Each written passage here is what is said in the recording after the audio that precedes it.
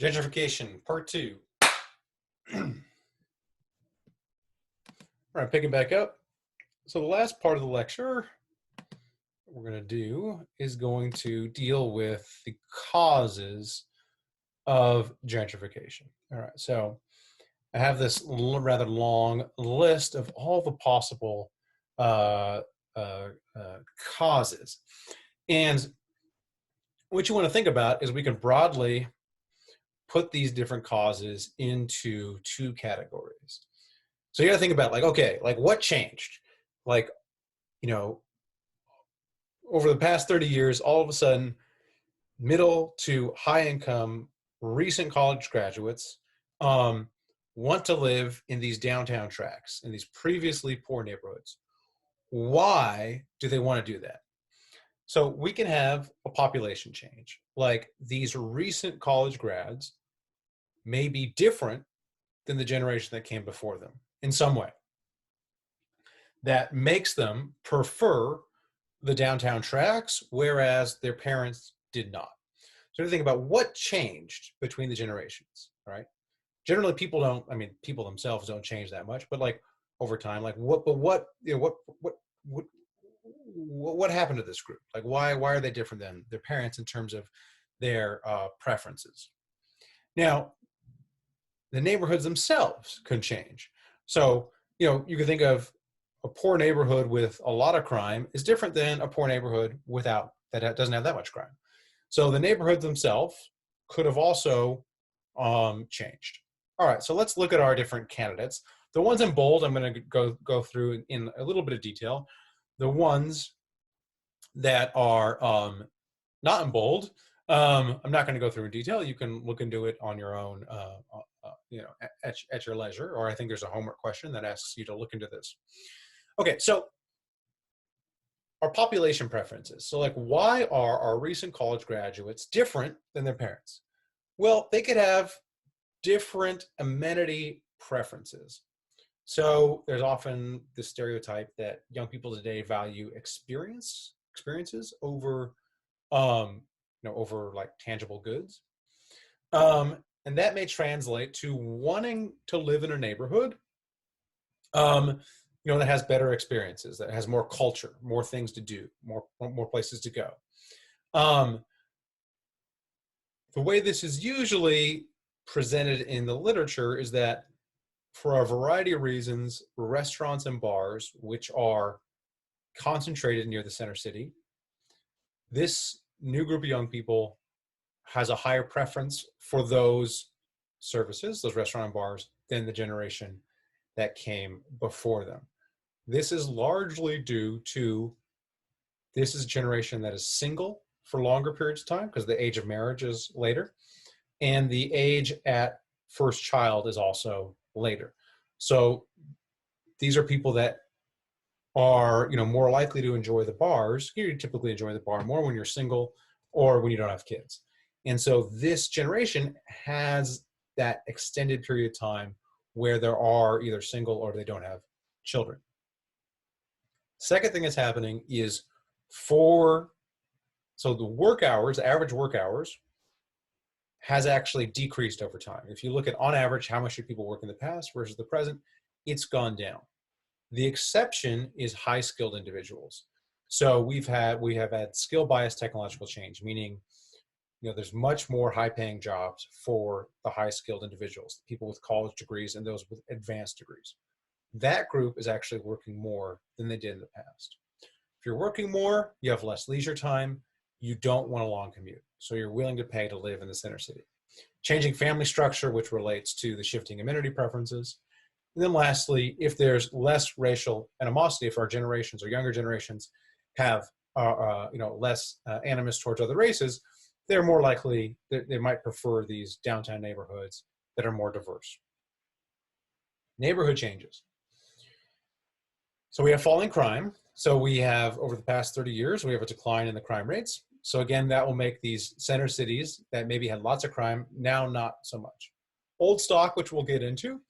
If I'm looking to develop, if I'm looking to build some sort of apartment complex, or if I'm a real estate developer, I'm going to put that where the old stock is, where the older housing is. It's easier to tear down old housing, put in something new than to tear down something that's 20 years old. And our center cities are traditionally been built in the mid 20th century. So by the time we get to the present, that's where the old stock is. That's where the kind of crumbling housing is. So I can tear that down, put in something new there, easier than the suburbs. The suburbs by now have been mostly developed. So if I'm looking to build in the suburbs, there's not a lot of place for me to build, and there's not a lot of old stock for me to tear down. So the development is going to happen in those older neighborhoods, those older city centers. Two industries, next one, booming sectors, two industries that have done very well over the past 30 years are healthcare and higher education. So these are both industries that have taken off in terms of percentage of GDP. These industries typically tend to be located in the center city. Healthcare is associated with hospitals. Hospitals are more concentrated in center cities. Higher education, universities traditionally, there are obviously universities in rural areas, but universities are often located in and around the center city. Mass transit investment. So many cities have expanded their mass transit. This will make these center city neighborhoods more livable. School choice. So we've had a bit of a revolution in terms of school choice, where traditionally in the past, you have had to send your kids to local school. Now, with charter schools, we have a huge degree of choice. And you look in LA, I did this when I was volunteering with the Big Brothers, and my little brother Marquise, he wanted to go to a new school. I believe it was 9th grade when he was going into high school. And so I looked at his options, and he had an incredible amount of options. There were so many different charter high schools that he could go to. And so what this means is if a neighborhood has a bad school, I'm no longer trapped in that bad school. I can find a charter school to send my kid to if they lottery into it, if they're lucky enough to get into it. So that makes that neighborhood more attractive to me than it was in the past, where I was trapped with that bad school. Demolition of public housing. This predominantly happens in the 80s. But again, that may change the character of the neighborhood. Okay, so let's go in depth with a few of our explanations. Amenities. This is a recent paper. And again, if we're trying to explain the rise in gentrification, we need something that city centers neighborhoods have that others don't. And whatever this thing is has to attract young college grads relative to the other groups. This is the group that's driving gentrification. Okay. And so this paper has a very high estimate in the percentage of urbanization by college-educated people that can be accounted for by these, what they call non-tradable amenities, restaurants, bars, basically restaurants and bars that are located in the city center. So, okay, how does this explanation correspond here? Restaurants and bars are more prevalent in city centers. So it satisfies our first requirement. Second, young college grads are going to have a higher preference for restaurant and bars than other groups. So it satisfies the second one as well. All right. So here we go, the data. We can see that restaurants and bars, or restaurants and food stores rather, are more located near the city center.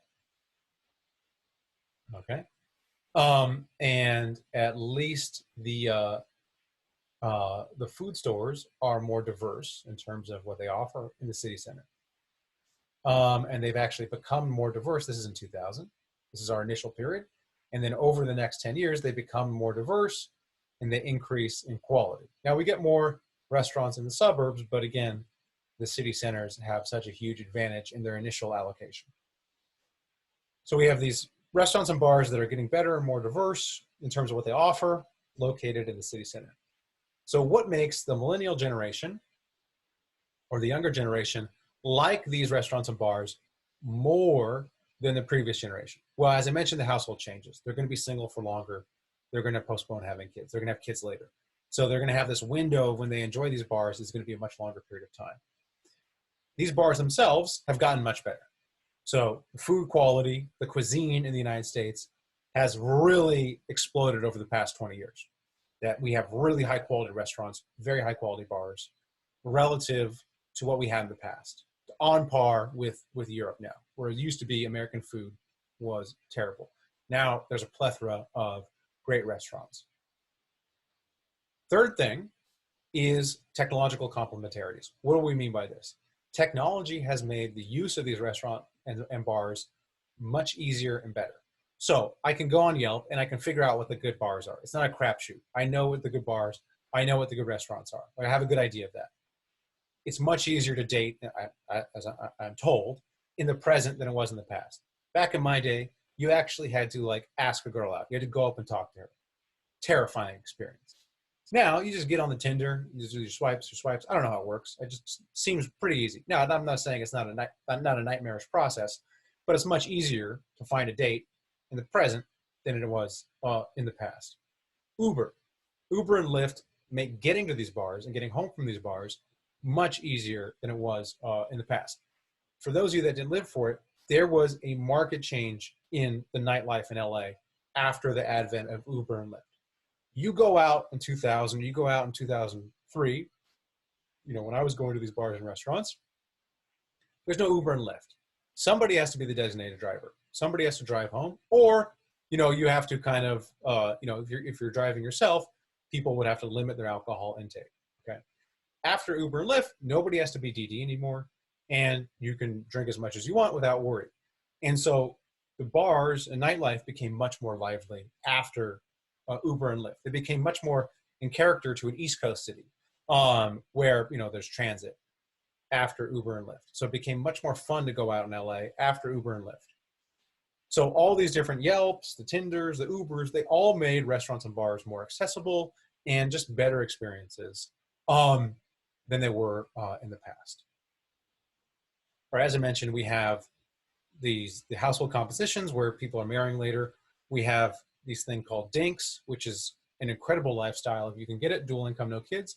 If you're with somebody or you're married and you both have incomes and you don't have kids, this is an incredible lifestyle because typically you have plenty of disposable income and no kids to take up your time. So I have friends who have this, and it's just like they're in Mammoth this weekend, they're in Palm Springs this weekend, they're traveling to Europe, at the end of the month. It's just a fantastic life if you can, expand that part of your life for as long as possible. And these households, these solo households, and these dink households are going to prefer the city center because it has these bars and restaurants that they enjoy. So this is the underlying data. We can see the age of marriage going up in the US and the age at first child also increasing. Here are your solo households. Usually you have this rise in the solo household, and the solo household is very urban in nature, much more likely to be located in an urban center. Here we have the mean expenditure share by household type. And so what you can see is your solo households spend much more of their money in restaurants than your other types of households. Here we have, well, now this is all zero for everybody, but traditionally when there's no pandemic, your solo household is the one that utilizes the restaurant the most. Here we have my type of household, which virtually never go out because they have a child under 5. Ruins your life. Bars, you see a similar thing with bars where it's the solo household that is going to the bars the most. And also followed by other types of households, which will be like cohabitation, that sort of thing. And married with no kids, the next highest. All right, so that's our first explanation that we went to in depth. Next one would be the longer work hours. And so your high income households, let's just go straight to the data. Here are the percent of households working full-time. First percent of, this is not households, these are individuals working full-time by sex and education. So this is men with a college education. So we can see that has slightly increased in the past 30 years or so, drastically increased for women. This is working 50 hours a week, on a percent working 50 hours a week.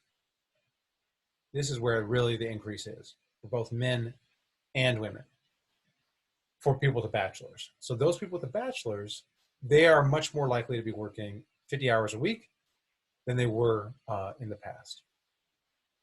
So they have less leisure time. And the jobs, so this is the job concentration. For people with more than a bachelor's and people with more than a master's and people with just a bachelor's. So this is a little more than a bachelor's. This is a bachelor's. This is more than a master's. So you can see the jobs where they work are predominantly located in the city center. So basically, we have the people with a college degree or more. They're working more. Their jobs are more likely to be located in the city center. I'm working a lot. I don't want to spend what free time I do have sitting in traffic. So I'm going to live downtown. Lower crime, next explanation. Here is the crime drop. Okay, so this is violent crimes per 100,000 population. We have this incredible drop in violent crime from the 90s to the present. All right, so the past 30 years, huge drop in crime. Again, this is going to make those center city neighborhoods that were dangerous in the past not so dangerous, much more appealing than they were in the 90s. Lastly, old stock. So as I mentioned, in your large cities, this is in 2000. So this is from 2000. So in your large cities, in most cities actually, the old stock is located in the city center. So if I'm looking to develop something after 2000, it's easiest to develop in the city center. Replace that old stock with new stock. As I mentioned, that's going on across the street right now in my across the street. There was like this very, very rundown, basically, it looked like an old motel, and probably was an old motel. It turned into an apartment complex, but it's, it was like, really run down, maybe like 10 units or so. Very, very old. And there used to be also, next to that, there was a house where the guy who lived in the house was super old, and he used to sit, he had a giant NRA banner, and he would just sit in a rocking chair on his porch all day. And so that's old stock, really old house, really old apartment complex. Both of those, since I've lived here, have been torn down, and like 4-story apartment, brand new apartment complexes put in their place. So that was old stock that was replaced with new stock, right? This in 2000, this would have been the old stock. And so if I'm developing, again, this is where I'm going to develop. I'm going to seek out that old stock and replace it with new housing. Okay, so these are our variety of explanations. Let me go back to our explanations. The literature is not settled in terms of which of these is the most important. Personally, the changing family structure and the shifting amenity preferences in concert with the falling crime and old stock is, I think, the primary drivers. I think everything else is also true, but these are the primary drivers. You have to think about how this works. I'm a college graduate. I know I'm going to be single for longer. I'm going to not have kids for a while. I'm going to be working downtown. All of that is going to make downtown more attractive to me. In addition to that, these downtown neighborhoods are no longer that dangerous. There's not a lot of crime in them like there was in the past. They may be stereotyped as crime, but the actual crime has gone down. So now, you know what? I'm going to live downtown. That's where I want to live. I want to be in the center of the action. And guess what? There's a bunch of nice new apartment buildings that have been put in that I can afford to rent because I'm working 50 hours a week in a fairly good job. And so that is, from my view, it's like kind of a combination of these factors. These other things are probably true as well and driving it, but these are the primary factors. But the literature is not settled.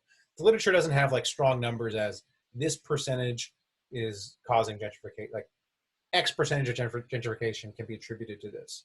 The papers put an estimate on it, but these are just initial papers, so it's not really settled. Whereas I think in the suburbanization lecture, I was able to tell you 30% this, 30% this, 30% this. This one, all these things are probably going on, but it's not quite clear as to yet which is the primary driver of gentrification.